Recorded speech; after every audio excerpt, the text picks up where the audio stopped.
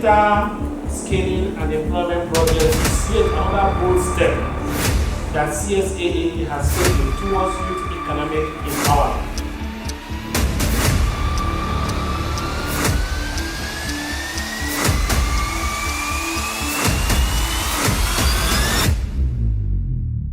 The world is rapidly changing and new economies are emerging due to digital technology.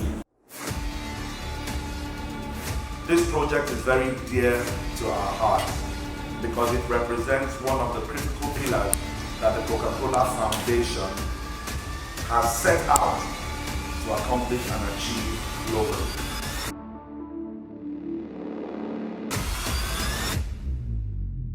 IMO, as of today, is an example that is being copied not just locally but globally. As a commissioner, I've been receiving calls from some African countries trying to look at what we're doing, how we did it, and how we are succeeding. We look forward to more partnerships as we work towards providing our youths with the skills and tools necessary to play in the digital market. This project is for youths ages 18 to 35. They have already keyed into it. If you look around, you will see that some of them are here. These are youth leaders who will take the message to the hinterlands. We also have youths that have already registered for the program. We have stakeholders and gatekeepers from the government, church, academia, civil society, and labor unions all present in this hall. You see, so there are so much opportunities. We should stop nagging and complaining that there are no opportunities. Thank you very much for all you have you've been doing for us. The youths here, please cash in on this opportunity and see what you can do for yourselves. Because the end thing now is e-commerce. The end thing now is digital economy. Remember, 34. And nobody see because we are above the age. And now, we are limited. At 40, you can't be a part of the global. The Lord be with you. The Almighty God bless and keep you, Father, Son, and the Holy Spirit. Amen.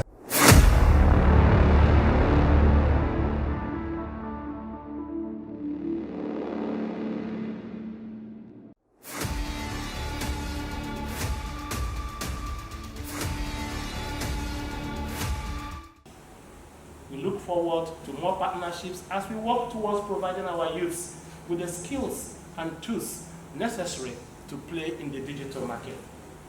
This project is for youths ages 18 to 35. They have already keyed into it. If you look around, you will see that some of them are here. These are youth leaders who will take the message to the hinterlands. We also have youths that have already registered for the program. We have stakeholders and gatekeepers from the government, church, academia, civil society, and labor unions all present in this hall. We are in touch with all of them, all to the grassroots, and they are already working with us to ensure that our youth take maximum advantage of the project. This project has sympathy for youths in rural areas, and we have put plans in place to ensure that we reach them where they are.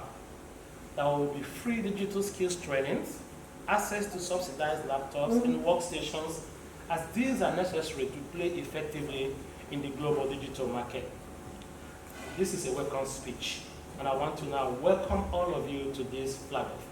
And we hope that this event will inspire you enough to contribute your own quota towards the digital empowerment of our youths. Thank you, and God bless you.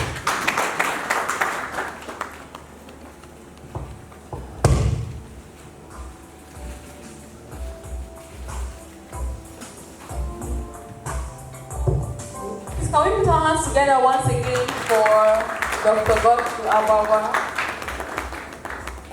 Up next, we'll have the opening remarks being delivered to us by the chairman of the corporate IMO Impact Partners, Professor Kenneth Amechi. Unavoidably absent this morning because he's here with us in spirit.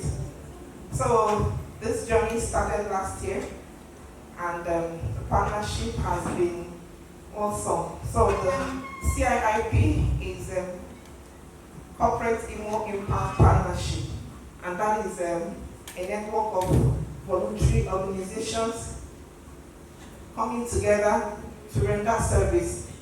Organizations within the private and public sector, adding value to the state. And of course, we're very lucky and fortunate to have a lot of companies associating with us. They volunteer to be a part of this organization, and that is how Coca-Cola came to be. So Coca-Cola, or Coca-Cola Foundation, we appreciate you and the support you have given us. And of course, the Commissioner for Digital Economy, when he came in late last year actually, I'm not sure he's been with us for more than 7 months, but the impact has been tremendous. Honorable Commissioner, sir, we thank you.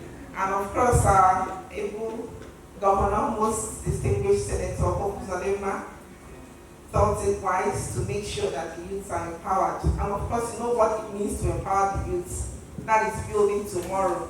And in Imo State, we have a number of youths, very smart, vibrant youths, and like Father said, 5,000 of them have been graduated, and the plan is actually to train 200,000 youths. It's not a mean feat. So we thank His Excellency for this initiative, and thank more the Honorable Commissioner for stepping in and making sure that this project is working well. So we thank you, sir, and thank Coca-Cola, who has given us the initial take-up grant, and we know they will do more with us because Coca-Cola is committed. Coca-Cola Foundation is committed to empowering youths, empowering women, empowering organizations, to making sure that things move well. And of course, our youth, we thank you all, those of you that took advantage of this first offer. I actually went for a meeting last week, and a woman I met started telling me about this digital skills program, and she told me that her child was a beneficiary, and her child actually got a laptop, and then some other lady that has left school for some years without a job, and she also got a laptop. So it was quite exciting to hear this testimony from a total stranger. So I mean, that is to tell you how far we have gone, or how many lives we have touched within this short period. She actually was the one that told me that they were used at the election. And then the forthcoming census, they are also going to be used. They've been shortlisted as those that will take the census, that will be trained for the census. So that's not small.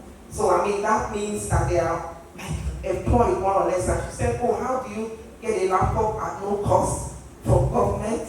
So the woman was happy. And of course, we know that a lot of them can actually get employed outside of the country, or you can stay nowhere, work in Lagos, work in America, work in the UK, anywhere at all. So that's the power of digital training. So, I mean, the courses are quite enormous, and of course, if you have the time, you can go through, see the courses that we are offering in this training. So we thank you all for making our time to be here, especially the youths who believe in hard work, because a number of them are not engaged. That is why you see a lot of insecurity all over the place. But we believe if these people are engaged, if they are employed, then insecurity will be reduced to the barest minimum.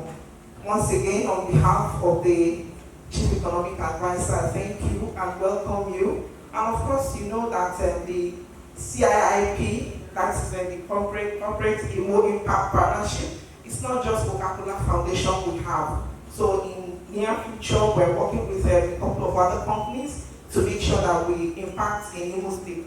Among them, we have the Unilever, we have Dangote, we have IHS, we have UPA, we have Access Bank, which because one of them, Jennifer, is here with us this morning. We have Sterling Bank, we have Diageo, Lafarge, so I think about 37 of them so far that we have that are registered with us in the CIIP.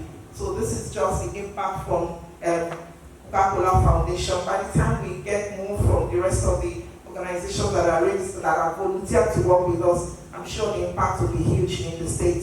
Thank you very much. And I want to thank all of us that are gathered while I stand on the existing protocol. Actually, when Father called me and said, Honorable Commissioner, you know you are going to speak to us. And I was wondering what he wants me to talk about. I said, okay, am I giving a goodwill message? He said, no.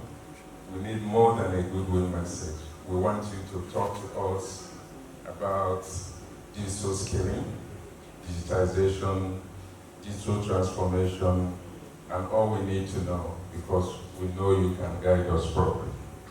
So, I'm here today to give an opening statement, and which I have titled The Relevance of Digital Skills in Building a Thriving Digital Economy in the Fourth Industrial Revolution. And I'm delighted to address us today at this occasion of the official flag-off ceremony of the Digital Skilling and Empowerment Project taking place here at Bonn Hotel Tripod Owerri. As we all are aware, the event is put together by the Center for Social Awareness, Advocacy and Ethics in partnership with Corporate Imo Impact Network and the Ministry of Digital Economy and E-Government, Imo State. Conscious of the significance of today's event, I chose the topic I mentioned earlier to help us look at the idea of digital skills, especially when we talk about digital economy in the Fourth Industrial Revolution. I will try to take us through the journey of Industrial Revolution. We had the first, the second, the third. Today we are talking about the Fourth Industrial Revolution. To provide a proper context for this presentation, let me seek your indulgence to provide some foundational information about what characterized the first, second, and third Industrial Revolution before our transition into the current Fourth Industrial Revolution. The first Industrial Revolution took place between the 18th and the 19th century, mainly in Europe and America. It was a period where the iron and textile industries were empowered by the power of steam engine. During this time frame, agrarian and rural societies were forced into a more industrial mindset, and their business models were transformed into something more affiliated to the assembly line. It is actually the era of the steam engine. Then just before the First World War, the Second Industrial Revolution came into full swing. It was a period characterized by rapid growth in variety of already existing industries and the creation and expansion of new ones. Those industries that did not adapt to the onset of electricity quickly vanished.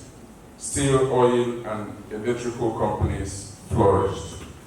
So that also is the era of real industrial expansion and growth because of the introduction and add-on of electricity, to the very first Industrial Revolution. Then we move to the third.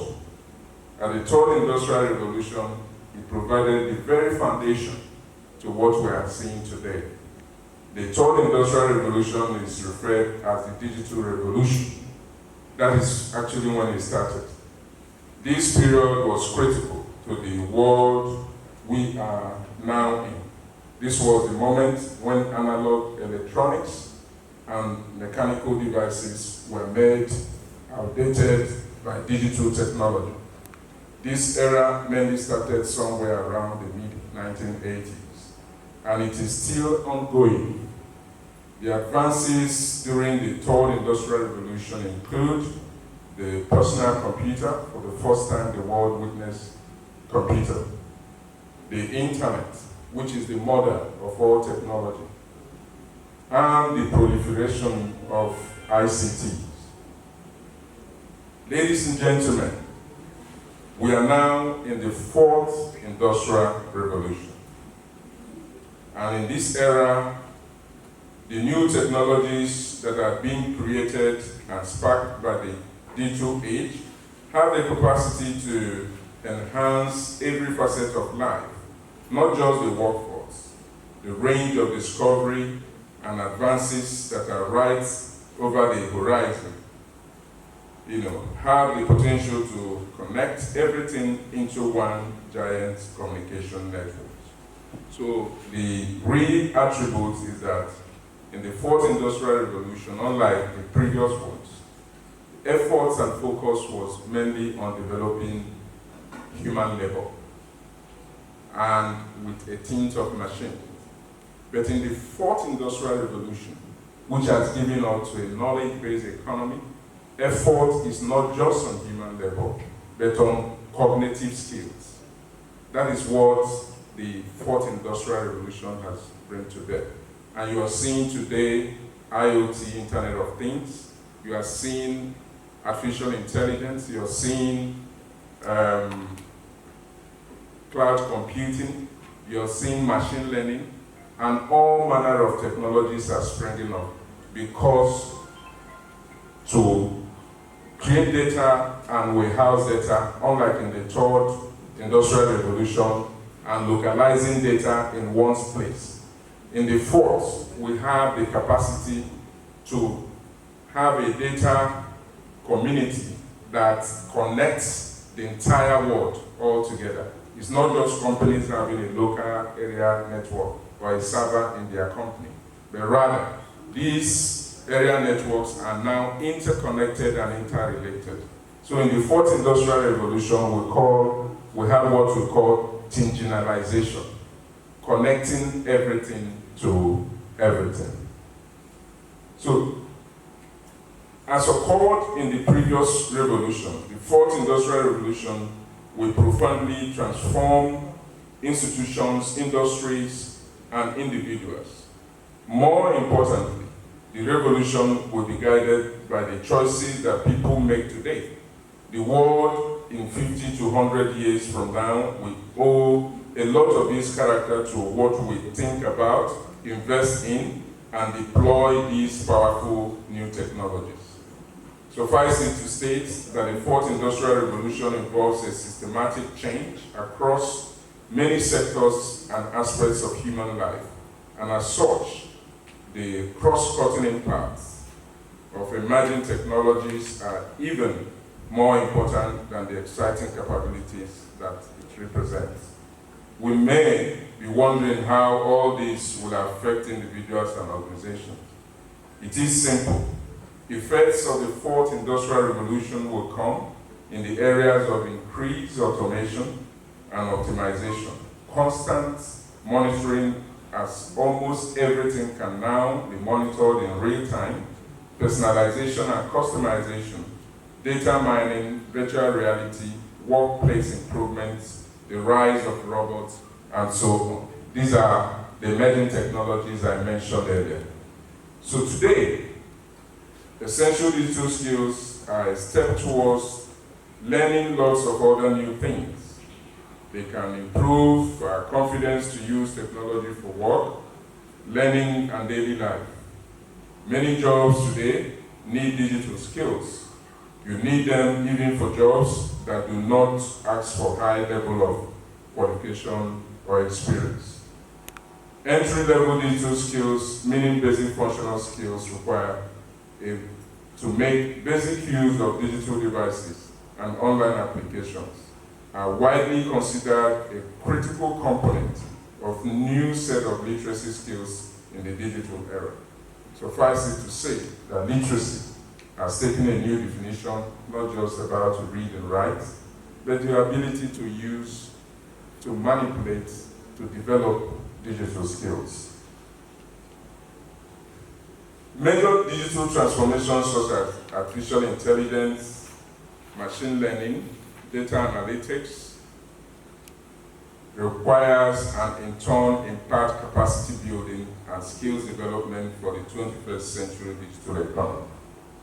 To thrive in the connected digital economy and society, digital skills must also function together with other abilities such as strong literacy and numeracy skills, critical and innovative thinking, complex problem solving, an ability to collaborate, and social emotional skills. The good news also is that governments, companies, and that's why Coca-Cola remains the shining example which other corporate bodies had to emulate. We do not have time for this. In the first, second, and third industrial revolution, Africa lost out completely. Where we have the opportunity to make a mark and be part of the global economy is to leverage the fourth industrial revolution, training our people, equipping them with the right digital skills that make them corporate players in the global economy that is emerging. And I want to look at the Imo example. Like Coca-Cola remains a shining example. Imo, as of today, is an example that is being copied not just locally but globally. As a commissioner, I've been receiving calls from some African countries trying to look at what we're doing, how we did it, and how we are succeeding. And we're sharing this knowledge. Like I said, in fourth industrial revolution, it's about collaboration. It's about multi-stakeholder participation. Whatever you know, it's about sharing knowledge. It's a knowledge-based economy. We need to share knowledge and cooperate with other stakeholders to make sure that we succeed as Africa. Governments like Kaduna, like Anambra, like Enugu, they're already doing a similar project like we are doing with the Skill Up Imo program. And this is good. So it is now taking a pan-southeastern approach, where all the southeastern states are coming together and saying, it is important we follow this path. Equip our youths. We have digitally mobile and upwardly mobile, to say, digital youths who are ready to take advantage of what we're doing. So in Imo State, as you are aware, we launched the Skill Up Imo project that was in December. And through that project, we're able to train, graduate, equip 5,000 Imo youths with digital, fourth industrial revolution digital skills. And we are not just stopping at that, we have created what we call the impact roadmap for all our graduates. We make sure we connect them to job opportunities. We make sure that we provide mentorship and coaching to them, even while they're in the marketplace. We make sure that we keep hold of them through an alumni association that we have created to track their progress and to track their development within the digital space. And I will tell you one thing the Skill Up Imo project has done, which is also why we are gathered here, is that it has created a non-traditional pathway for you and I to become players in the tech industry. It's no longer, oh, I read Igbo in university, I read Agric in university, these tech people, because there is something for everybody.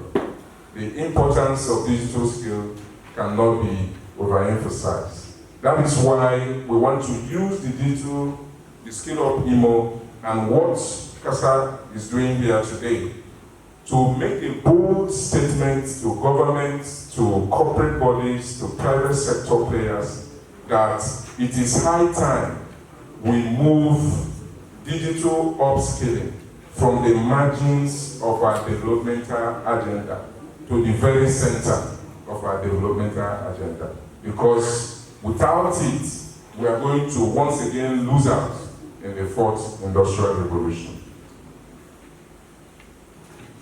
In living up to the expectation of His Excellency, his popular dictum that there is no infrastructure as important as development of the youth. He states through his IMDEC, which is the Ministry of Digital Economy and E-Government, developed the IMO Digital Economy Agenda, IDEA 2022 to 2026, a 5-year blueprint with the aim of not only making IMO the digital skills hub of Africa, but also curbing unemployment as well as insecurity through infusing IMO youth with digital skills in line with the global trends in the fourth industrial revolution. We have received motivations to develop the agenda from WILI Digital Skills Index report of 2021, which clearly indicates that the strongest economies will be those best able to establish clear lead in the development of digital skills. Ladies and gentlemen, the beneficiaries who enrolled for the Digital Empowerment Scheme came with little or no experience in digital technology, and today they are equipped with skills in digital marketing, web and app development, content creation, basic data analytics, graphics, and so many others. As a government, we understand the need for a multi-stakeholder approach in bridging the widening digital gaps. We will not hesitate to collaborate with necessary individuals and institutional stakeholders like the Coca-Cola Foundation and CASA towards advancing the cause of driving digital skills development for our youth and to be able to contribute to the growth and sustainability of our digital economy ecosystem in the current fourth industrial revolution. I wish again to thank you for listening while congratulating our strategic partners, the Coca-Cola Foundation and the Center for Social Advancement, Advocacy and Ethics for this successful flag off of the Digital Skills Empowerment Project. Thank you. Thank you so much. Ladies and gentlemen, you can hear clearly from all the speeches we've received this afternoon that there's a lot of partnership and collaboration going on. Ladies and gentlemen, permit me to please recognize, and I do hope she forgives us for skipping this area, Dr. Mrs. Emadi Ijoma, who is the head of Department of Computer Science of Federal Polytechnic. Please, ladies and gentlemen, let's start for her. My sincere apologies. While the commissioner was speaking, we also had another guest walk in, who is the director of the Center for Women and Gender Studies, Imo State University.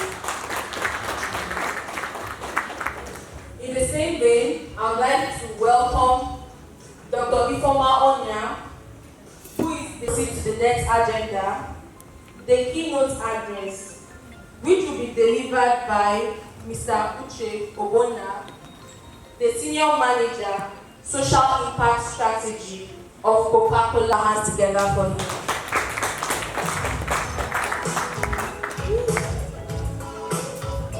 Executive Director, CSAE, Reverend Father Dr. Goodswill Uchenna Abagwa, and also take the opportunity to congratulate you on your 10-year anniversary of this great work.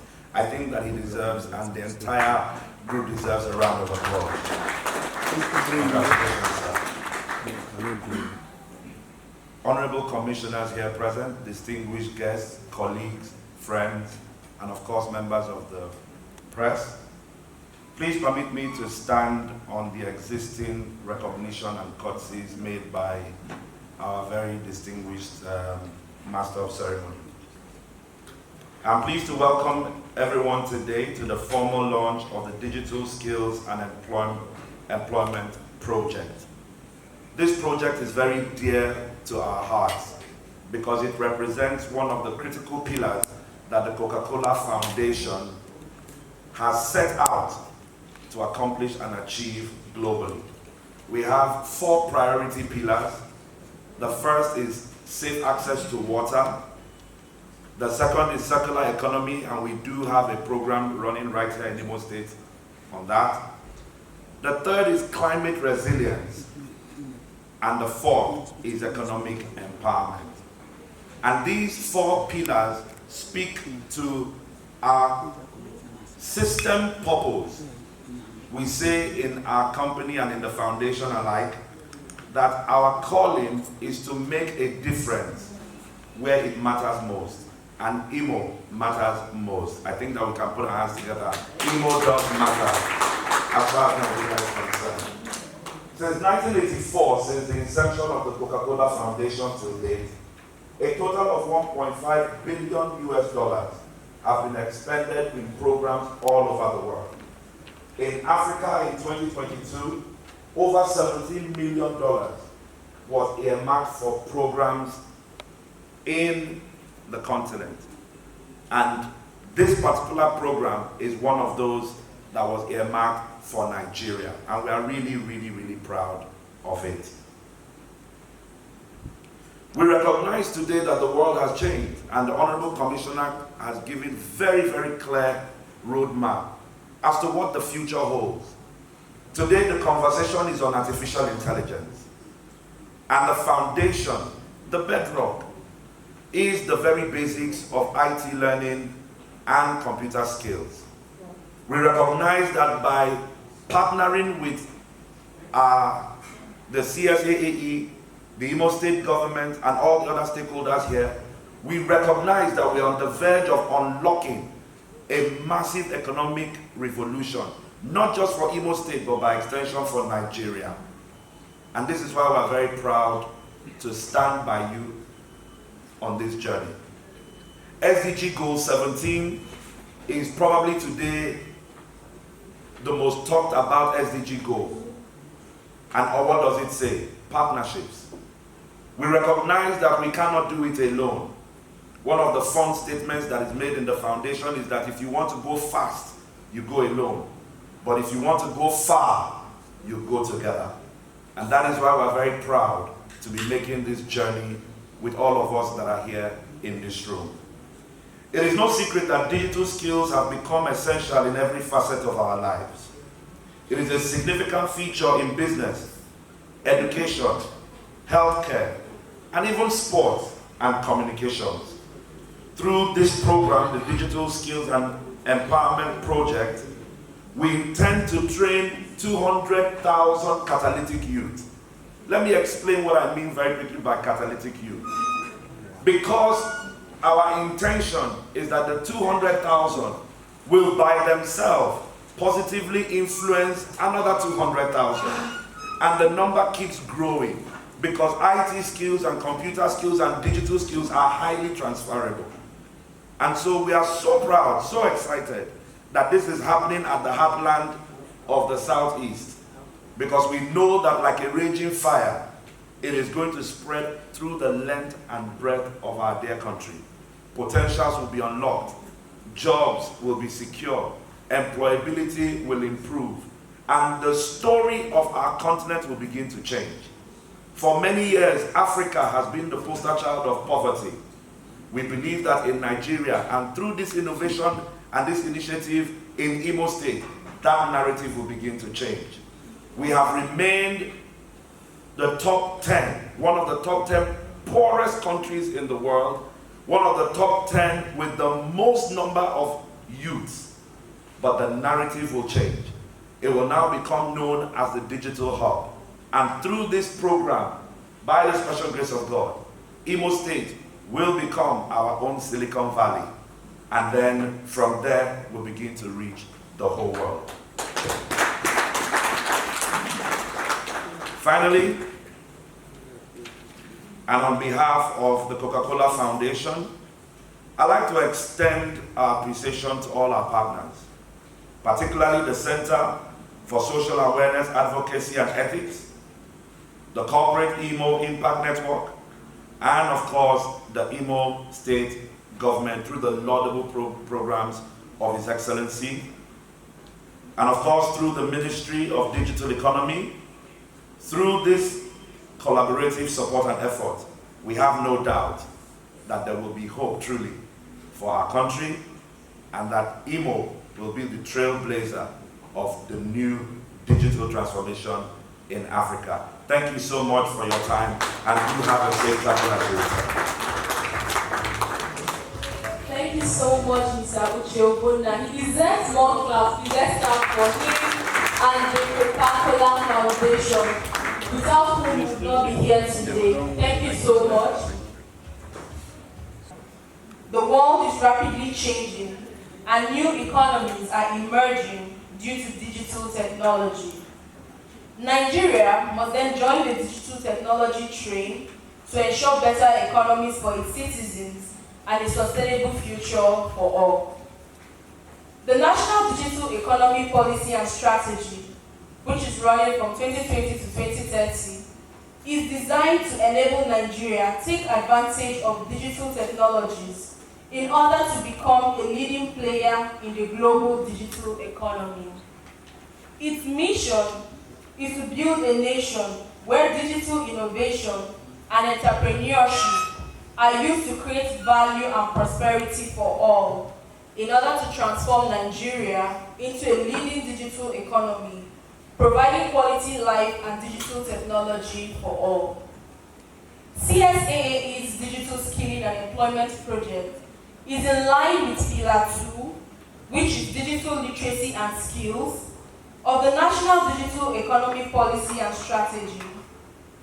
Nigerian youths are the greatest assets to Nigeria's emerging digital economy and must be carried along to ensure the sustainability of our nation's future. Therefore, it is pertinent to develop a large pool of digitally literate and digitally skilled youth to drive the changes we need in our nation. This is what CSAAE's Digital Skilling and Employment Project is designed for. DISEP will equip Nigerian youth with in-demand digital skills and tools while linking them to digital jobs.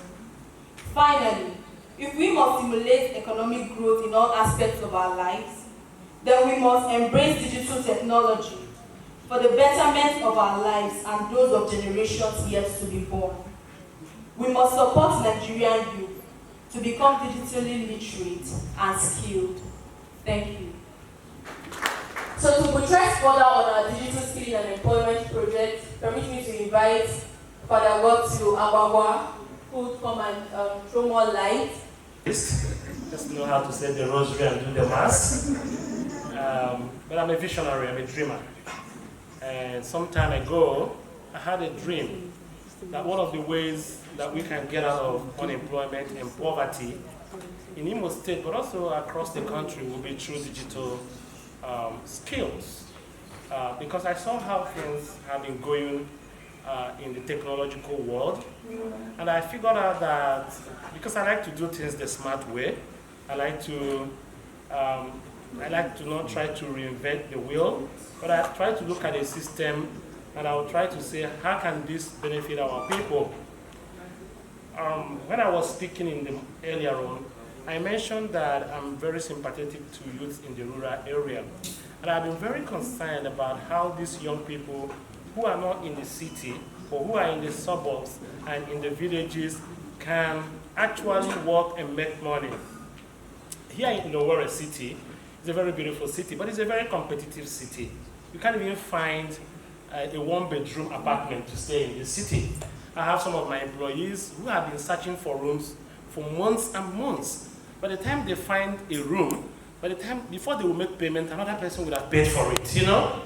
And I'm wondering how my nieces and cousins in the village who want to move to Owerri to work, how they can cope.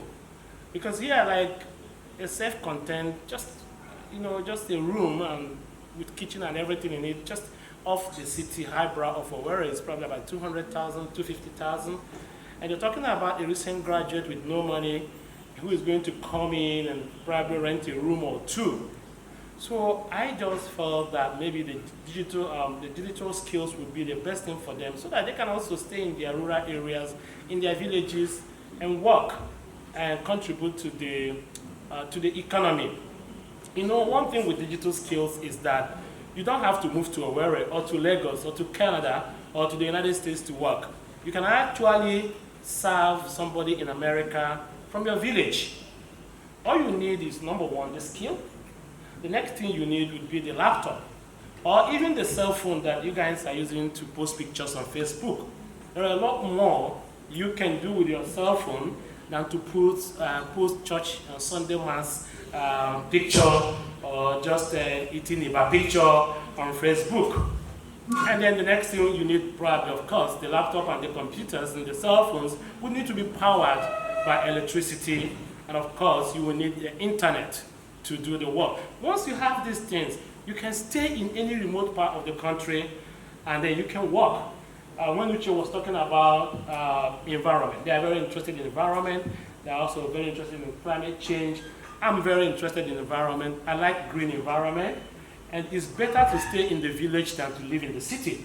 Because when you are in the village, you are enjoying the green vegetation. You are enjoying the good weather. My friend is the parish priest at Ebu, and each time I come home, I go to his parish.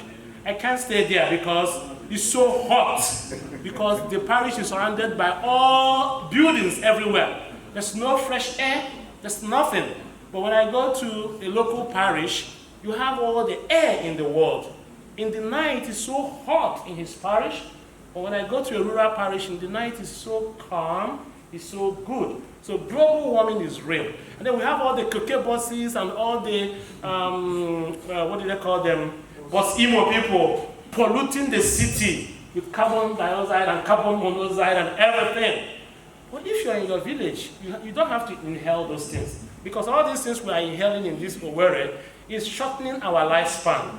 And you don't know it. So that's why our parents live longer, because they were in the village, breathing good air, enjoying the green vegetation. They didn't even use the air condition. They didn't even use fridge. They used to use all those pots that they pour water and it will calm down. But we have messed up our city. And I think that the young people don't need to come to Owerri or go to Lagos to work. They can stay in their communities and make money. Now, you know, there's so much work. I mean, one of our trainers, one of the person that's going to train our youth, has already told me that he has over 1,000 jobs at Silicon Valley. And as he's training these people, he's plugging them into these jobs. These are jobs that will pay you like $3,000, $2,000 every month. And if you go to Amausa, it's 1.5 million, right?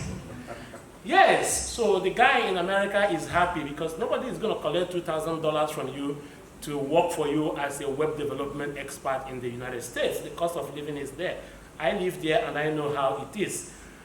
But here, the guy in my village would be like, okay, 1.5 million as a web developer, good deal. So in his mind, he's cheating the American guy. And the American guy, in his mind, is cheating the Nigerian guy. So it's a win-win for everybody. Isn't that correct? Because the US guy is getting it cheap. $2,000 is cheap. Nobody's going to pay you that. Nobody's going to collect that from you as a web developer. But imagine being a web developer in Nigeria for 1.5 million naira a month. That's way off the track, right? So you see, if you look at this balance, it makes a lot of sense. But that's what Dr. Amadi was talking about, global collaboration, digitalization, partnership. It's a win-win for everybody. So it's a win-win. So it came to my mind that we can then actually prepare our youth in digital skills. And then from there, they can begin to work. I mean, my website is managed by somebody in Akwa Ibom. I don't see him. I just give him whatever he wants to do, and he does it. Myself, I'm here sometimes. I'm in the United States, but my office is in Nigeria, and we're able to plan all these things through WhatsApp, and everything worked out, and it all happened. We know people that started tweeting in a room, 4 people that started tweeting in a room, and from tweeting in a room, it turned into human beings, right? So the digital work, the digital space is working, it's real. Don't think it's a joke. Don't think it's funny. It's real, and it's a lot of money, and it can actually, it's the only thing that has the capacity to drive our youth out of poverty. See, if you want to work in a hotel in Imo State, you have to move to Owerri. Like in this Imo State now, the only company we have is hotel. So why is everyone going to get the job when you graduate? Maybe hotel schools, right? So the hotels will pay you 50,000 naira, maybe 60 a month. That's it, maximum, if you get up to that. But then you have to move from your village to Owerri, because you have to work in a physical space. If you're going to teach in a school in Imo State, you have to move to the school. Maybe they pay you 30,000 or 35,000 a month. But if you want to work as a digital expert, you don't need to go nowhere. You can just do it from your mother's kitchen. And you can earn money, be comfortable. And you know one thing good about digital work is also flexible. Most of the digital people, they just give you a task, you finish it, you're good. If you finish it in 2 hours, you're good. If you finish it in one day, you're good. So you can also do other things. You can do your gardening, you can play your soccer, and do other things and while doing digital job. But it's not easy. It's not going to be easy for us because we don't have all the tools to be able to play in the digital economy. And that's what this digital skilling and empowerment project is coming in to provide. So we figured, okay, so if we train our youth in digital skills and they don't have laptop, so how are they going to work? You can't design a website without a laptop. I have had many youths who come to my office, oh, I'm a graphic artist, I don't have a laptop. Oh, I'm a photographer, I don't have a camera. Oh, I'm this. So how can you be a photographer without a camera? They learn these skills, then they don't have the tools. Then after some time, they forget the skills. Because any skill you're not using, you're going to forget it, right? So that's why we have also integrated not only learning the skills, because we have plenty of skills. We have over 21 skills. If you have this brochure, you can look at them. Some of them we'll be teaching online. Some we are teaching in person. We have our training centers. We are working also with the commissioner, and we have our training centers going to be scattered all over the state. So those who want to learn in person can learn in person. So, but when you learn this skill and you don't have a laptop, it is like graduating from Nigerian university. There's no job, right? Yes, now. So what's the point? People don't want to go to school. Some boys in my village, they don't want to go to school anymore. They say, forget it. After graduation, you ain't gonna get no job. Right. But if you graduate, if you finish your training and you have laptops, like the governor gave some of the youth at the Skill Up Imo laptops, that was good. I hope they use it. I hope they don't go sell it and use it for other things.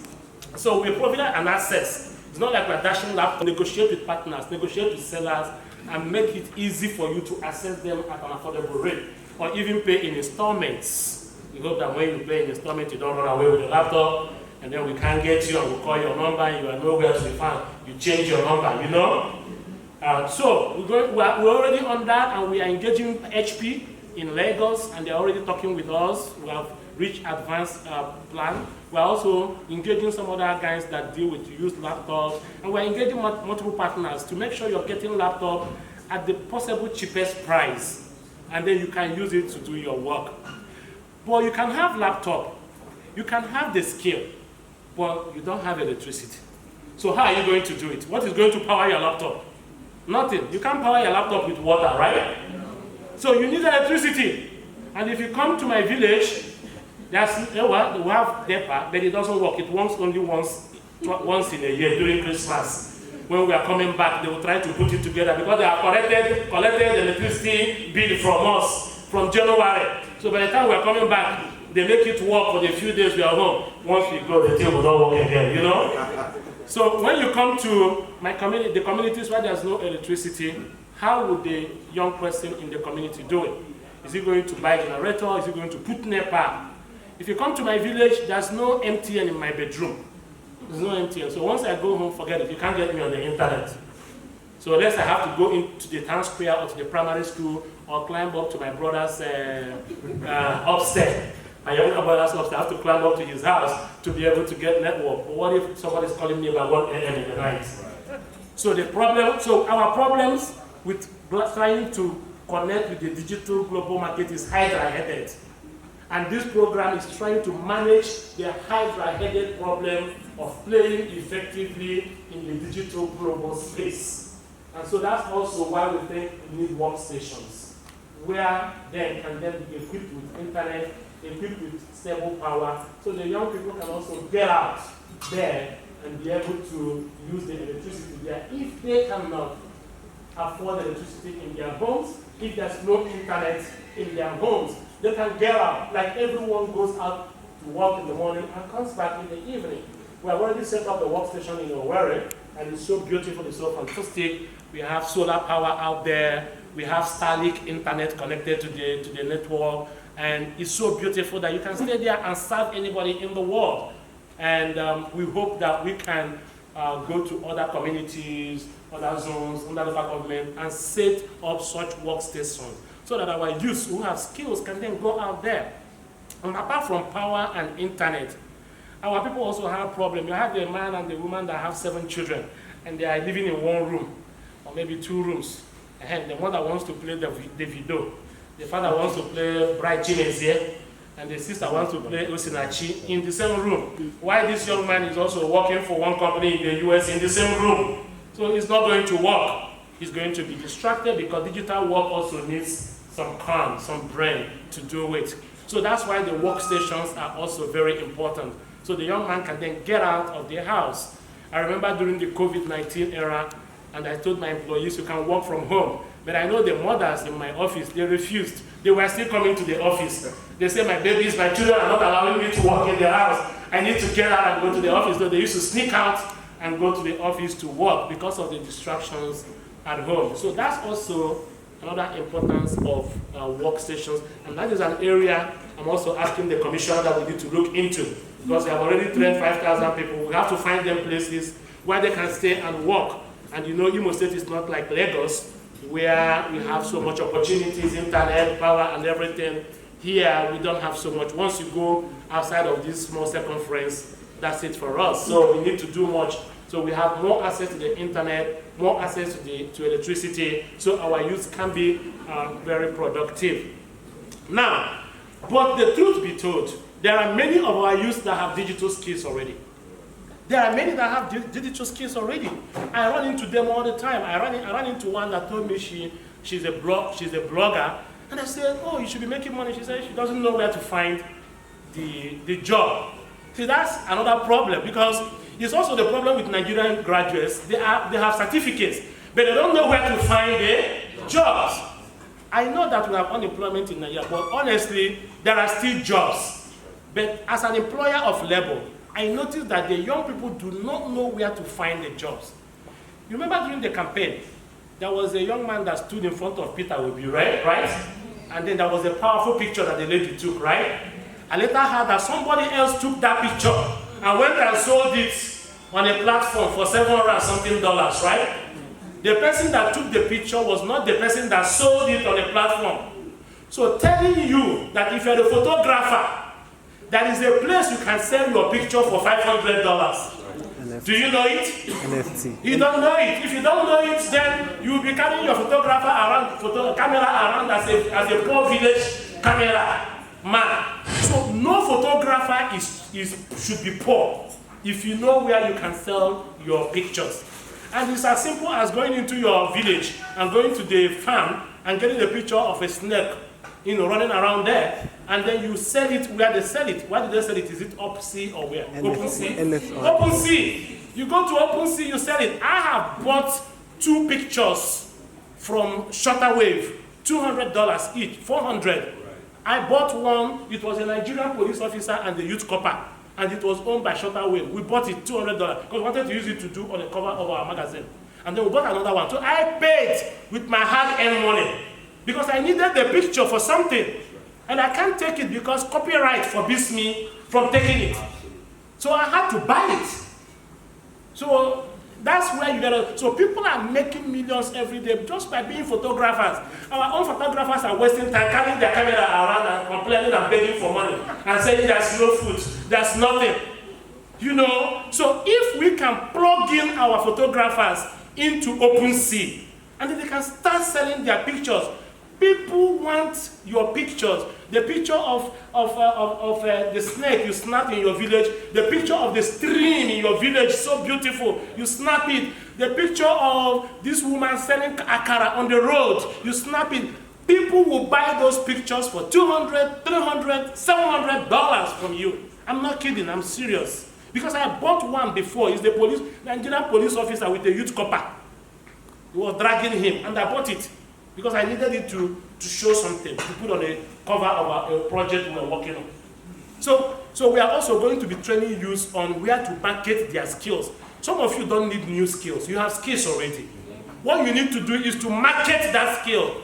Make yourself visible where they can see you. I remember when I was growing up, Ogenabia State used to say, if you don't say you're here, nobody will say that you are there. You don't need to travel to Lagos to market your skill. You don't need to travel to America. There are platforms where you can market your skill. If you're a web developer, there is a platform, whether it's Fiverr or something. Once you go to Fiverr, people will hire you there and pay you, and you do work for them. The world has just changed. But the people is that we have skills, but we don't know where to market our skills. And that is why we continue to remain poor. Look at what happened when we had cashless policy. Yeah, I know the cashless policy may have had problems, but I felt very bad because our people refused to take advantage of POS, refused to take advantage of Moneypot, refused to take advantage of OPay to move their businesses forward. Honestly speaking, there's no place in the world anybody is collecting cash anymore. The POS is there, but our women at the relief market, they don't know how to use POS. They don't know how to use Moneypot. They don't know how to use OPay, and they were losing money. Even the keke drivers can collect money from you with POS, with OPay. When I take Uber or I take anything in the US, I pay. This is their phone, this iPhone you're carrying in your hand. There is a payment port in it. There's a payment. Once you hit your card on it, you will take the money and you move. So stop telling me there's no receipt. I can't bring you receipt for keke or this. There is a machine that can give you the receipt as you pay. And this makes our life easy. I was telling my colleague, I said, if some of these women that are not selling anything, if one of them can just grab POS and start selling, you can even ask more money. If it is 100, you say with POS 150, you know, and you can make money. And they are complaining, cash. You see, so there are so much opportunity. We should stop nagging and complaining that there are no opportunities. How to use what the top are, and all of them. Also, even this WhatsApp we have. WhatsApp is a very, very powerful marketing tool. But when we use it to make calls, and that's all. The whole part of the project to training people on digital marketing platforms and preparing their profiles on how they can get seen in the digital market. When I built my first website, it was built for me by somebody in Bangladesh. And I never saw him. It was built. I wanted to just change it, revamp it. I didn't know him. I just met him somewhere, I think online or somewhere. But this girl is a customer service person for T-Mobile. T-Mobile is a company, just like MTN in Nigeria. But when you call, then the customer service will pick your call. And the girl fixed all my problems. Sometimes they will even take over your phone from there. There's something they will do and they will take over your phone. If they're asking you something, you are not getting it. They will ask for your permission to take over your phone. And they'll go in from there for T-Mobile. Why can't they serve for customer service agent for AT&T? Why can't they work from here and serve in Silicon Valley? Indians are doing all these things. They have carried all the global jobs in the digital market. So why can't you? And the only way we can cut through the line and climb ahead of Lagos is through the digital economy. And that's why we have initiated this project, and we thank Nicola for supporting us. We thank the commissioner who has done fantastic visionary, but I have a lot of experts around me who also advise me, who also provide the support that they need. So this is what we are doing, and I do hope that we are all going to take advantage of this, and our youth will become employed, so that we won't have unknown gunmen again, we won't have kidnappers again, because you can't be earning 2 million a month and you're kidnapping. It doesn't make sense. Yes. So I tell people that they knew, and when everybody thought that MTN has given us everything we want, Elon Musk went there and put internet, and we're using it here. And yet the opportunities are limitless when it comes into the digital world. And I do hope that we should start thinking towards it. It's not, you must go to university. Once you go to university, no matter what you study, biology, chemistry, English, it doesn't matter. It prepares your brain to be able to engage and to grow. You don't have to study computer science in the university, but any university education you get prepares your brain to be able to go into any endeavor you want to do. Thank you so much, and I hope I was Dorothy Naji, Chairman, Nigerian Association of Women Journalists, chapter. What is the age bracket for this digit education? Okay, so the age bracket is between 18 and 35 years. So what happens to me when I have a 13-year-old son who is gifted? He's good in drawing all these cartoon images. He builds his own games. And but my problem is, I don't know where, just like you said, where I can post it, where I can sell it for him to make additional income or while he goes to school. So what happens to Sussex? My son, what happens to him? What do I do with him? Where do I go from here? Thank you. Adults, and globally and in Nigeria, adults begin from 18 years old. You know, international law also does not allow kids to work. So you have to be very careful. So before we go into child abuse, right? So that your child knows how to do things, does not mean that you have to start working. You can do it for fun. You can learn it. And also, my niece, he knows how to design all these T-shirts and everything. And he's only in JS1 or 2. And he said, oh, I should buy him a laptop. He wants to start making money. And I said, well, just keep learning it, you know. Don't worry, for now we can pay your school fees, right? And by the time you get to 18 years, then we can then get you involved, maybe from 16 or 17, you know, but not 13. I think this is still the time for formation, or if they start getting into too much making money, they may be misdirected and stuff like that. So, of course, in Nigeria, the youth bracket is 18 to 35. I think all over the world too. So the age bracket for this is 18 to 35 months. Who graduated at 34. And NYC who couldn't go because we are above the age. And now you are limited it. At 40, can't be a part of the global. That's one, sir. Two, please, sir. During the cashless policy or problem, to me it's a problem. I observe that Nigeria is not yet ready for cashless policy because till now there are still backlog of problems created to POS operators because of internet facility. We are not yet, our cyber system is not yet ready to host the number of persons that want to go to do cashless, the issue of cashless policy. So, sir, what do we do? 3, to those of them that are in the rural communities, how do they get this opportunity? Some of us are privileged because we are in nowhere. Those of them that are in Kopa, those that are in Lukuta, how can they become part of this? And we are making reference of people over there that they are the target, so that we can pull them out of poverty. Most of our youths are there, but they don't have this privilege. But if I'm not in the world, I will be here. So how do we take this to them? Very, very important. And that is why we have this high level of insecurity coming from. Thank you. Well, we said 18 to 35, that's youth. That's the official age youth. But whatever age you write, that's what we will take. So, when you're filling your application, whatever age you put, but there's no way I can know your age now. So whatever age you fill in, that's what I would assume is your age. So it's up to you how you handle it. But formally, we are saying 18 to 35. That's what it's open. It's for youths in Nigeria. So sometimes in our organization, we have programs for other ages too.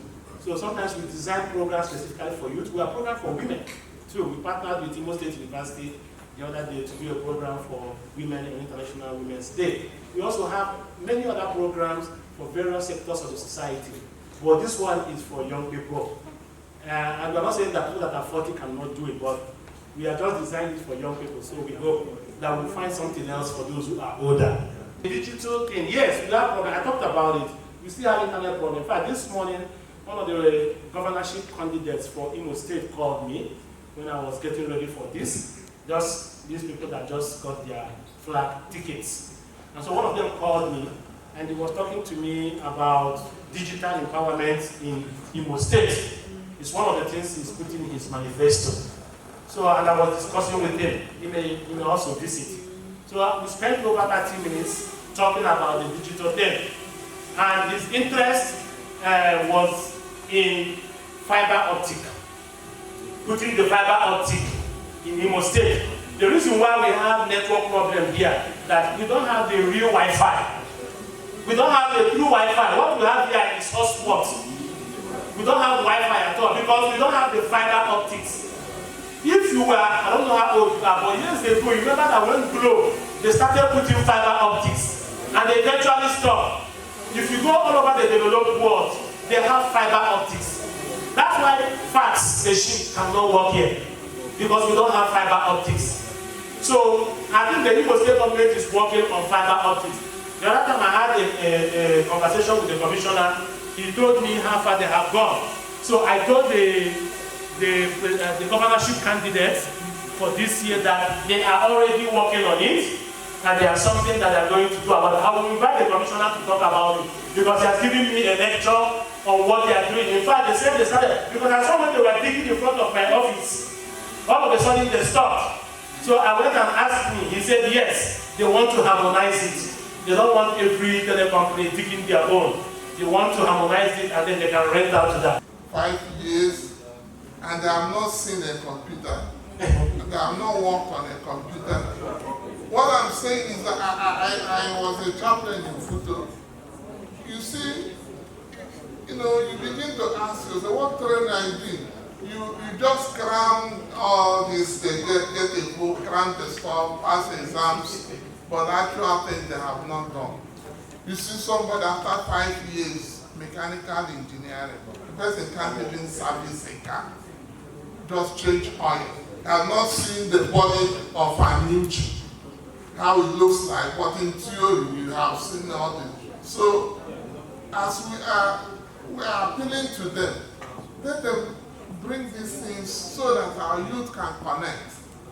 Because so much theory and abstraction is not helping us. So if we can change it, will also help in the skills we are talking about. But for the youths, that's my last comment. Use the media you have to make your point. I once did something and I advised a student. He had been coming to the institution to collect his transcripts. He would come from Lagos and it wasn't ready. Say, pay online, he would pay. So I said, if you talk about it, the VC may be annoyed with you. So I told him, just call your friends in other universities. Let them share their experience. How do you get your transcript in ABU? How do you get it at UNN? How do you get it at this? Compare it with your own. Post it on Facebook. Your VC will read it and you'll be ashamed of himself. And when he did it, the next week the VC set up a task force to look into that area. But if you go to his office, the security people will not even allow you to see him. And you can't access his office. So, but you have the social media to open up yourself and lay the problem. So they can verify when they want to see. So use these means to change things. Don't keep on, because nothing will change. As he was saying, I hope they will retain you so that you bring in their ideas. But if it doesn't support their political agenda, I'm sorry. Tomorrow they will change you. But we pray that allow you to finish your work. Good things about their professors, like Alvan, the students that come from Alvan always do well. So that is very good, yeah. So they always do well. So I'm not saying this is school, but because I'm an employer of level here, and I like to employ Imo State people. And they are all my employees are either in Futo, Alvan, or someplace else. So I can tell the quality of each lecturers attend conferences, summits. There are usually resolutions and communiques. And part of those resolutions are what you people are doing. I was seated here and when the commissioner spoke, when you spoke, you said you're not a digital person. You are a digital person. You're good in that area. So what I'm saying is that you're already doing that work.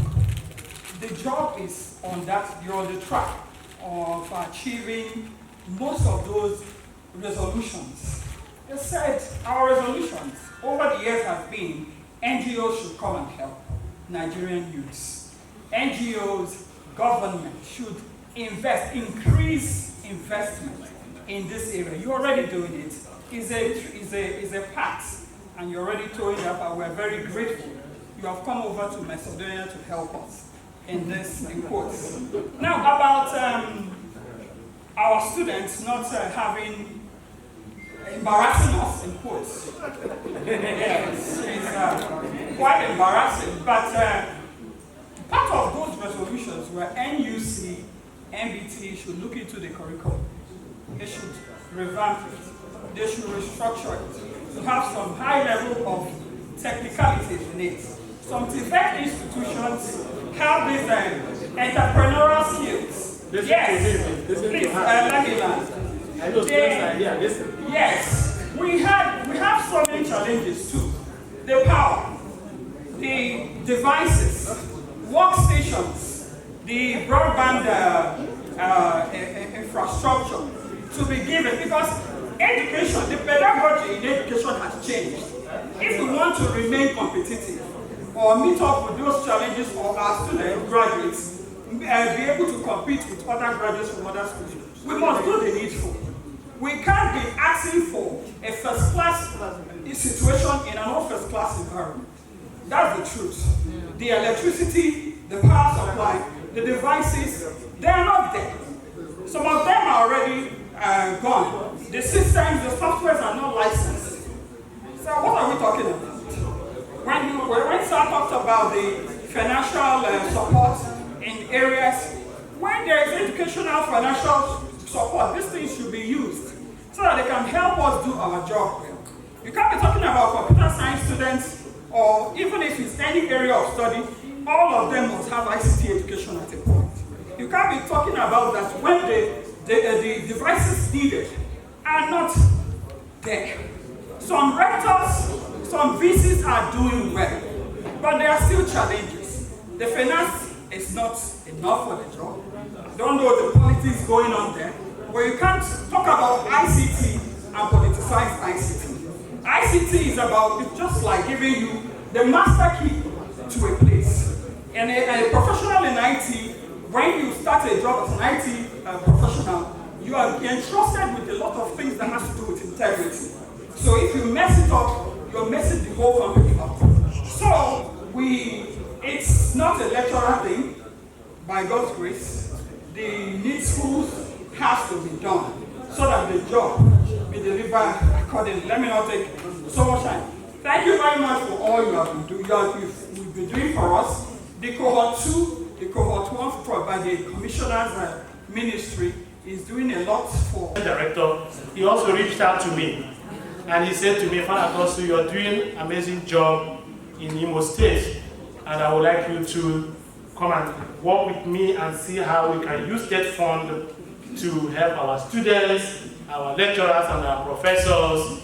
And I said, by all means, I will be here. That fund is this organization that you see doing everything in the universities, and the person that is directing the entire Southeast is here. So I would like him to say a word to you people, because that fund also is heavy on excellence, on digital skills, and everything. Maybe he can tell us what he's doing and how our youths here can also benefit. I'm sure this program is also partnering with him. Dr. Najeto, the director of Ted Fund Center of Excellence in Teacher Education and Research at Alvan Ikoku Federal College of Education, Owerri. Sometime in 2021, Ted Fund established 12 centers of excellence in 12 Nigerian universities, 6 centers of excellence in 6 polytechnics across the geopolitical zones, and 6 centers of excellence in colleges of education, 6 colleges in the country. So Alvan, we were lucky to be selected as a center of excellence. A center of excellence is a center of innovation, a center of research. And in our own case, we are partnering with Father Gospel and the rest to see how we can repackage what we do in the system, in the educational system. So, but he knows what we are doing. But that is by the way. But permit me to tell you also that Father Gospel is my classmate. We started class 1 at Mate Ecclesia Seminary, from there to Ala Seminary, to Senior Seminary, before I ran away. But the truth of the matter is that We've always remained very close. And I must tell you that the class of 92, we are proud of Father Gospel. He has done so much for the state. It's not easy, because I speak with him every day.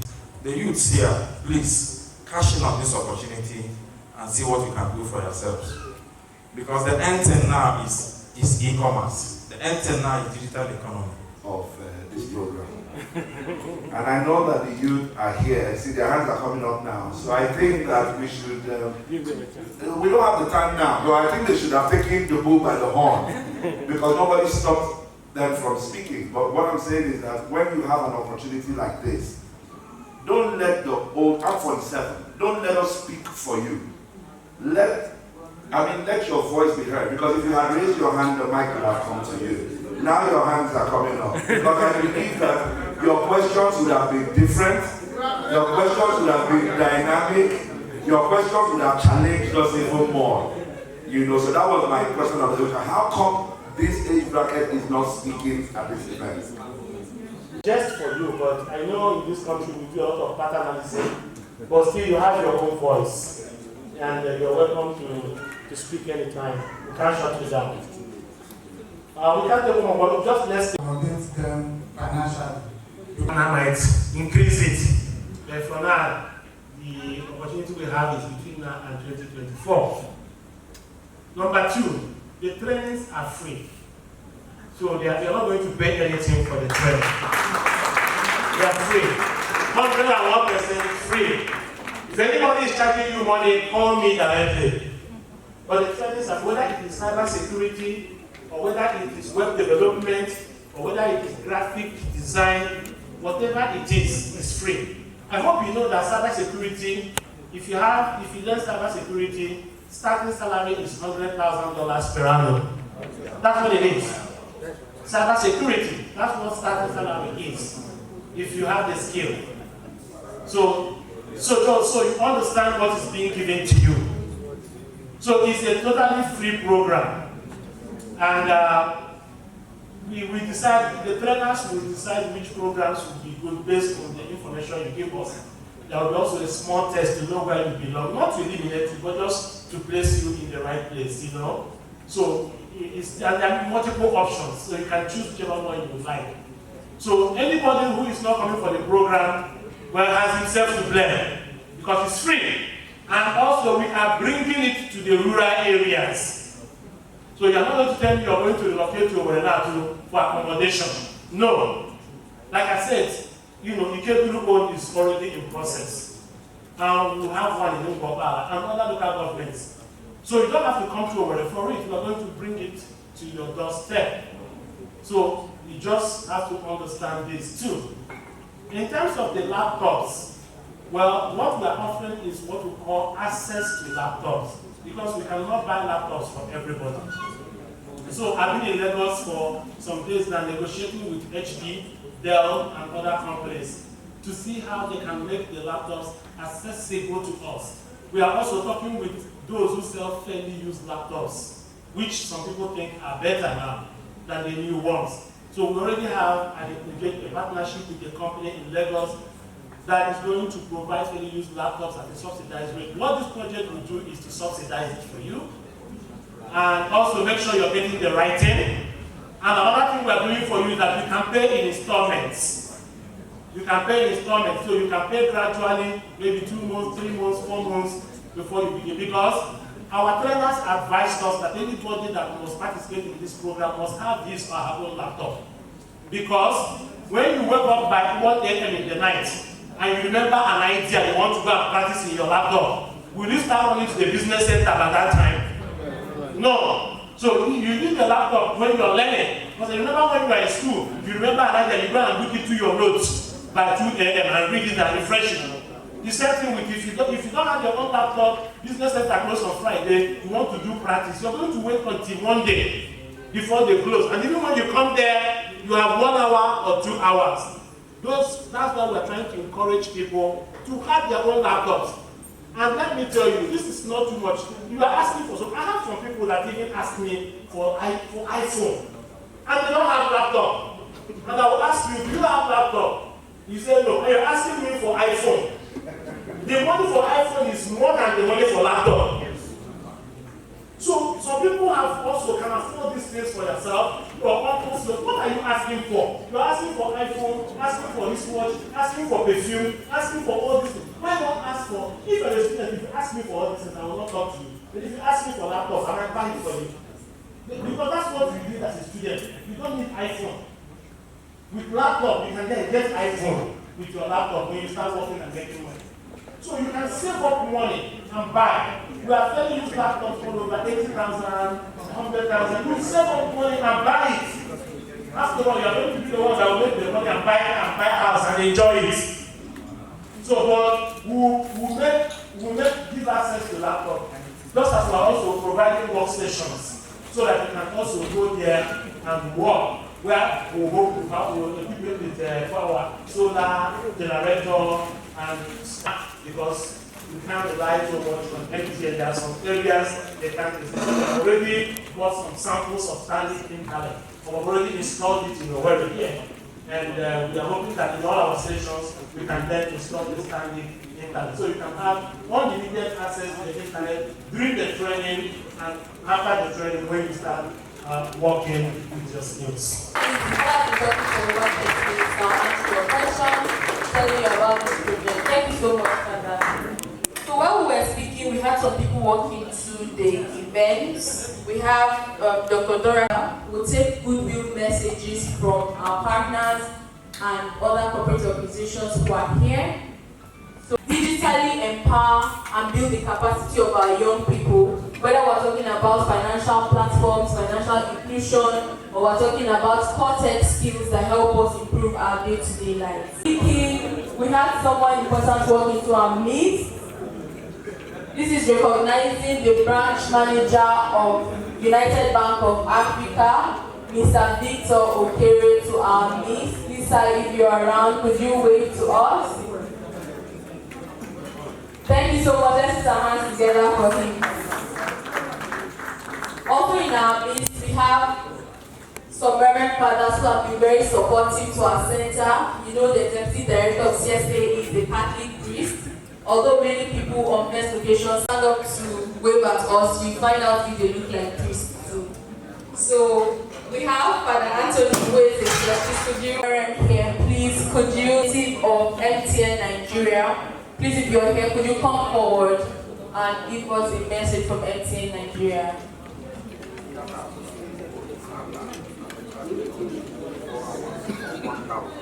Please, do we still have Mr. Uchechukwu here? Okay. Next on, we'll move over to Nawaj. We'd like to take a goodwill message from Nawaj.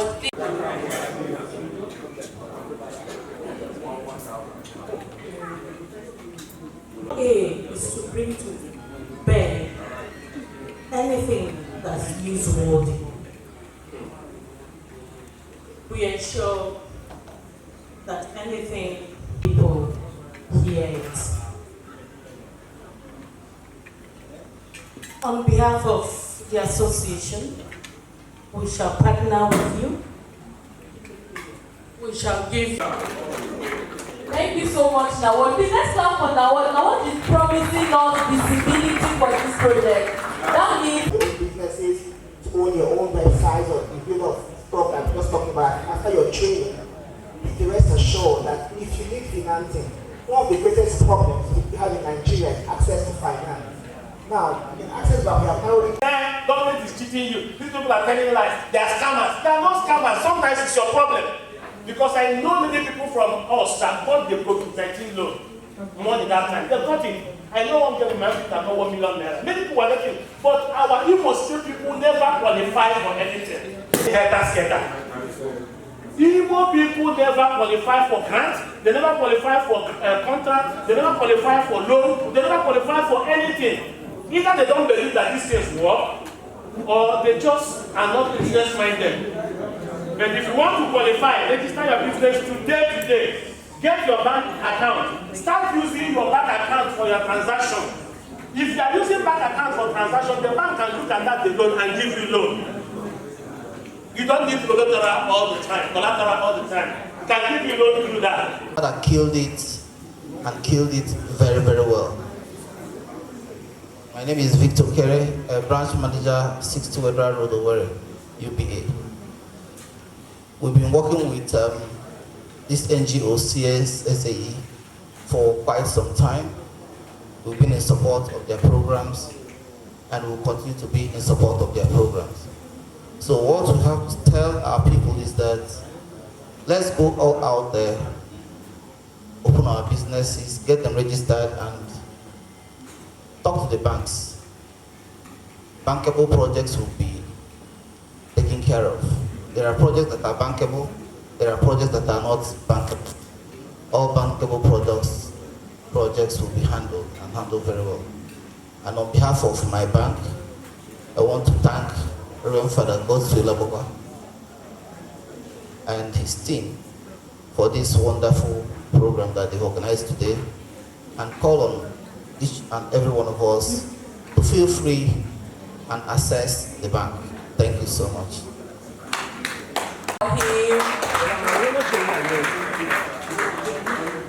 So I know we've lost. So to wrap up our solidarity messages, I'm convinced with what CSSAE did. Being here since 2021 that we worked on a grantee project with Voice. YSAD has been very committed. They have attended all our activities, coming from another state to Imo, supporting us in Abia when we hold activities in Abia. So we thank you so much.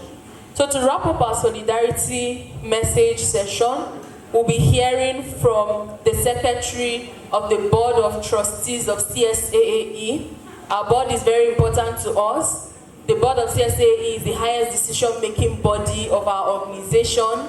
So we are glad that she flew in all the way from Lagos, Nigeria this morning to be with us here.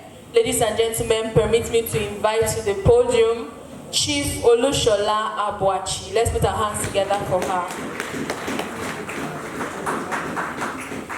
Good afternoon, distinguished ladies and gentlemen. I really appreciate your attendance here. Actually, the story of CSA is incomplete without the efforts of our passionate Reverend Father Godswill. He's somebody that is very close to my heart regarding his mind of making sure that the youth at least are better than what they are. Because I too, the reason I even joined the board is when he started telling me, I said, Father, how can you are the bona fide owner of this place? That my sister, you know, all those things used to. We have come to the end of this fantastic program. I want to very sincerely thank all of you who have joined us today to flag off a digital skilling and employment project implemented by the Center for Social Awareness, Advocacy and Ethics in partnership with Corporate Impact Partners and Ministry of Digital Economy. I want to thank all of you who have come from far and wide for being part of this program. I thank our funders, the Coca-Cola Foundation, flying in all the way from Lagos to be part of us today. I thank the Commissioner for Digital Economy. He actually traveled and came back either this morning or something and came all the way to be with us. I also want to thank the Honorable Commissioner for Public Affairs and Religious Duties, Honorable Anthony Okoko, was here before he left. I want to thank our board members, Dr. Judy K, Chief Mrs. Olusola Abuachi, for coming in from Lagos and for all the support that they have been rendering to us at CSA doing the oversight work of the board. At CSA, we take corporate governance very seriously. I thank Professor Kenneth Amechi, who is unavoidably absent here, who is the Chief Economic Advisor to the Governor, and also the Chairman and Founder of Corporate Imo Impact Network, which CSA is a member. The Coca-Cola Foundation is also a member. Many other companies, Access Bank, and several other organizations members. They are voluntary members. All of them are all interested in helping build the Imo State of our dream. He's unavoidably absent, but he has been represented here by Jovita, who has been speaking to us. I want to thank all the organizations that have come, the banks, the companies, MTS, InterSwitch, UBA, Access, YSAT, all of you. I want to thank the networks, the communities and networks that we're working with. I want to thank the Catholic Youth Organization. These are the people that will take the message to the grassroots. Their chaplain, Father Jude, is here. And the other chaplains, they spoke with me this morning, Father Augustine, Father Mark, and the youths that have come from all over Imo State, from Okigwe, from Olo, from Ahara, and from all parts of Imo State. They are here. I want to thank the Christian Association of Nigeria Youth Wing, represented by Mr. Kennedy Asuzu, and all the members of the various denominations, their Youth Wing president that have also joined us here. I want to thank the Town Union, president being represented by Prince Emma Hanibe, and all the youth presidents from the civil society, from the town unions, from the various local governments that have also come to join us here. I want to thank our members of the academia, our lecturers from Polytechnic, from Harvard, from FUTO. The FUTO person was here, the computer science director at FUTO, and several other people that came from the various universities, Harvard, MOCA. This shows that people are very interested in what we are doing. I want to thank members of the media. I want to thank the Justice Development and Peace Commission, which is a commission that deals mainly with unemployment and other social issues within the church. I want to thank members of the media, Arise, Guardian Newspaper, Vanguard, Daily Sun. They are all here taking notes and covering this event. I want to thank the young people, the youths themselves, the beneficiaries of this program, especially those that have already registered for this program and they have come to learn more. I do believe that you have learned enough and you are going to take the message to those who are not here. This event was designed to be a stakeholder event, a gatekeeper event for those who have the convening power, who can take the message to the rest of the people in the community, down to those in the grassroots. So the youth leaders that are here, the town union presidents that are here, the priests that are here, the government officials that are here, those in the civil society that are here, I'm asking you to go home and take the news to your groups, to your WhatsApp, in your WhatsApp groups, in your Facebook groups, in your town hall meetings, in your communities, in your churches.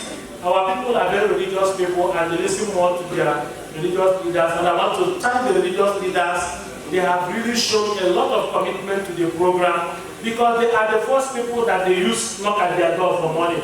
Yes, we priests are the people that you guys come to when you have need, when you are in a hospital and there's no money to pay your hospital bill, when your wife goes to bed. So they are very excited. I have to tell you that the cooperation I got from them was beyond compare because they said, Father, this is going to alleviate a lot of problems for us. I know when I call on the phone, he said you must be here. I hope my youths are going to participate in this. So as you go home, please communicate. Don't keep the information to yourself. Don't keep the information to yourself. We have flyers. We printed over 5,000 copies of the flyers. So when you're going home, please take as many as possible and don't throw away those flyers in Keke or Bosimo. Take them to that youth in the village. You are always saying, oh, this guy is brilliant, but there's nobody to help him. There's nobody to help him. Here is help for him now. Take the flyer to him, let him read it, let him apply. If you look at our flyer, our banner, there are barcodes here.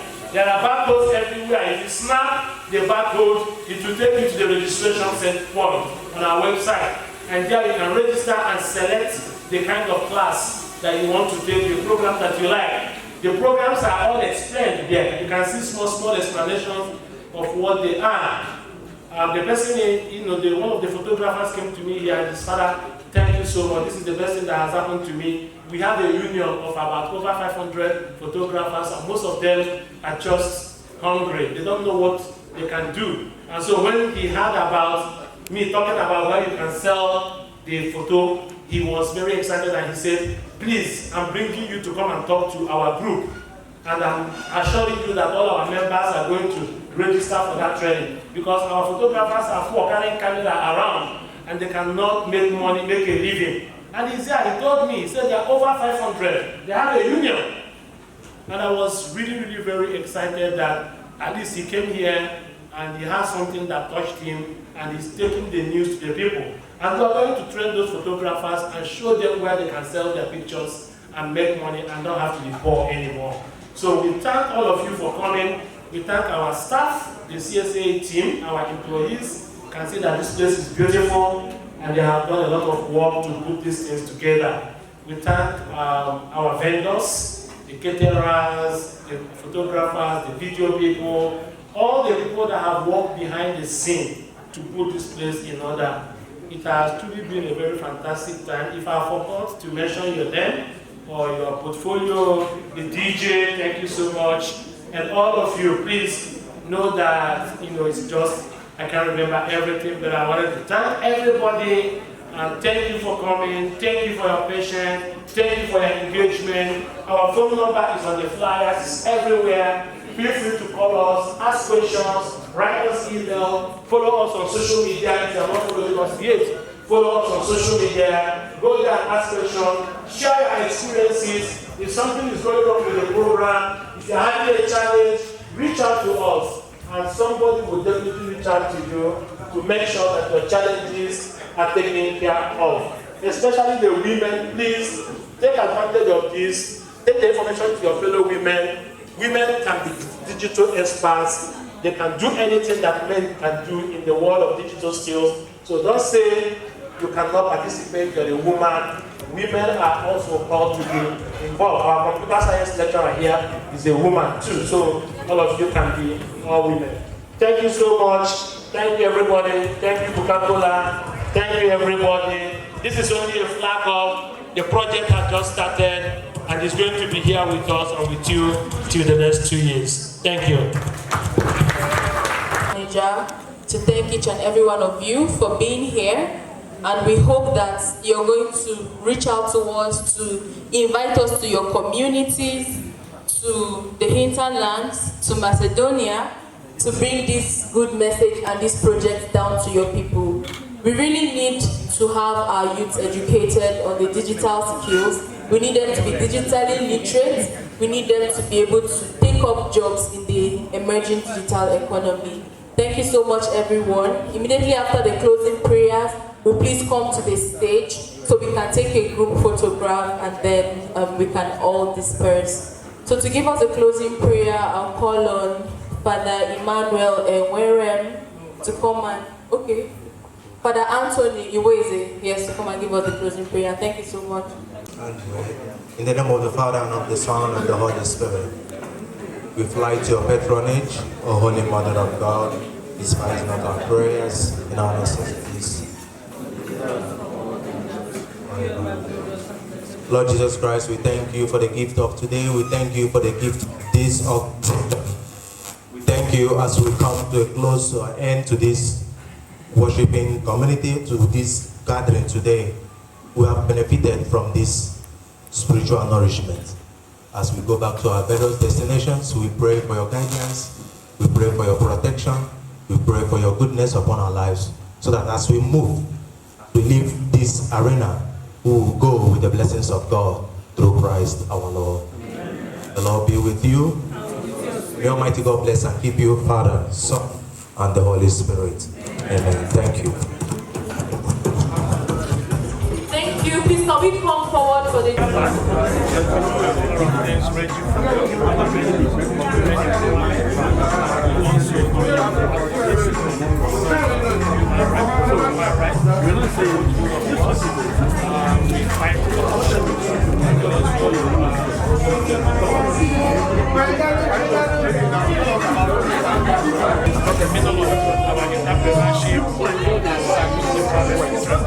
The reason we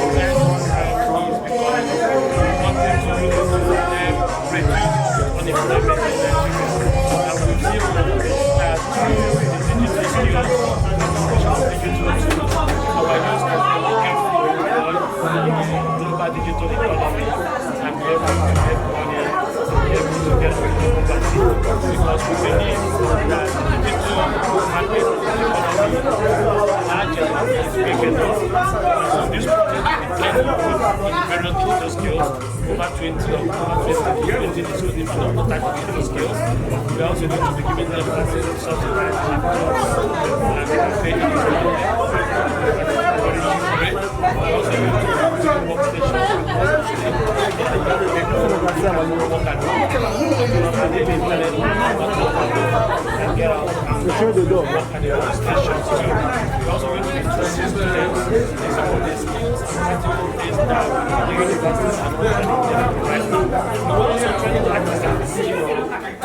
agents, taxi drivers, market women, market people at Alaba, photographers from that rest of the world, and they can market their digital skills on the internet, whether it's Fiverr,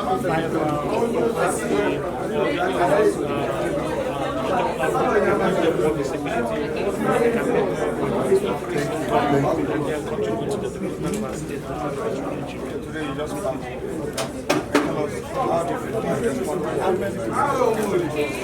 Oh yeah, so we launched the project. I'm very excited. You can see that the whole is very good. You can see that our partners came, the banks,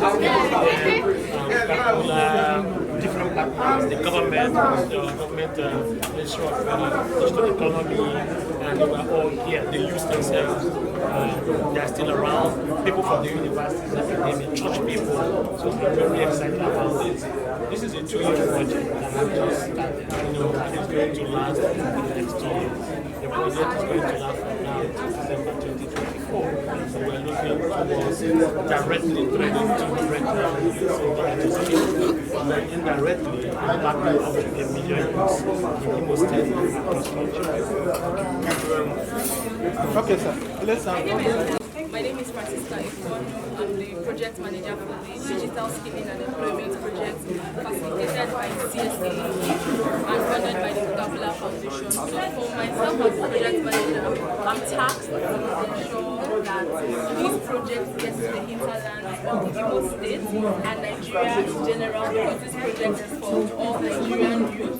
So I'm going to ensure that our youth not only get trained in various digital skills, but that they also are looking jobs in Silicon Valley, in other parts of the world, and in Nigeria, and that they can start out their own enterprises if they want to be entrepreneurs.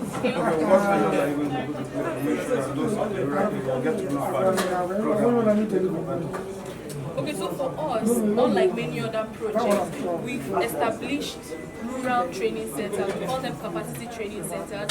So we make sure that we do not concentrate them in the urban centers, but we also put them in the rural communities. So we're going to have one in each of the local governments so that those living in the rural communities don't need to migrate to the urban communities to learn. They are able to learn right there in the comfort of their environment. My name is Francisca Ekwonu, and I'm the project manager of the Digital Skilling and Employment Project of CSA. Thank you.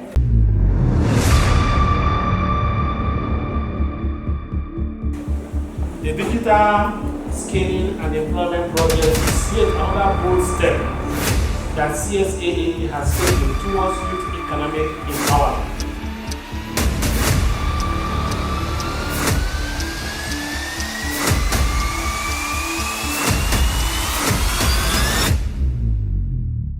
The world is rapidly changing and new economies are emerging due to digital technology.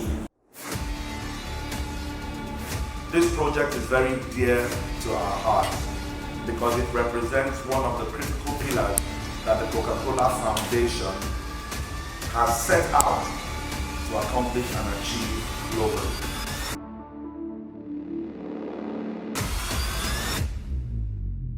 Imo, as of today, is an example that is being copied not just locally but globally.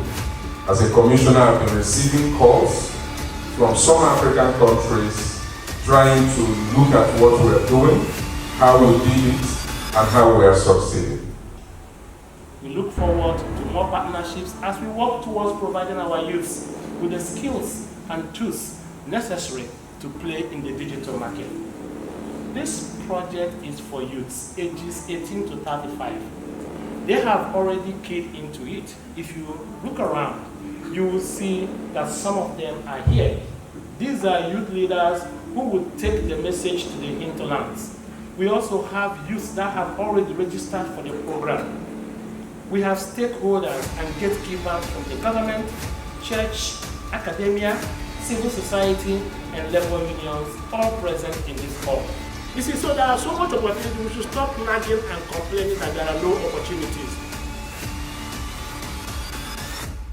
Thank you very much for all you have been doing.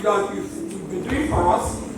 The youths here, please cash in on this opportunity and see what you can do for yourselves. Because the end thing now is e-commerce. The end thing now is digital economy. Remember, 34. And nobody see Blue because we are above the age. And now, we are limited. At 40, can't be a part of it. The Lord be with you. The Almighty God bless and keep you, Father, Son, and the Holy Spirit. Amen.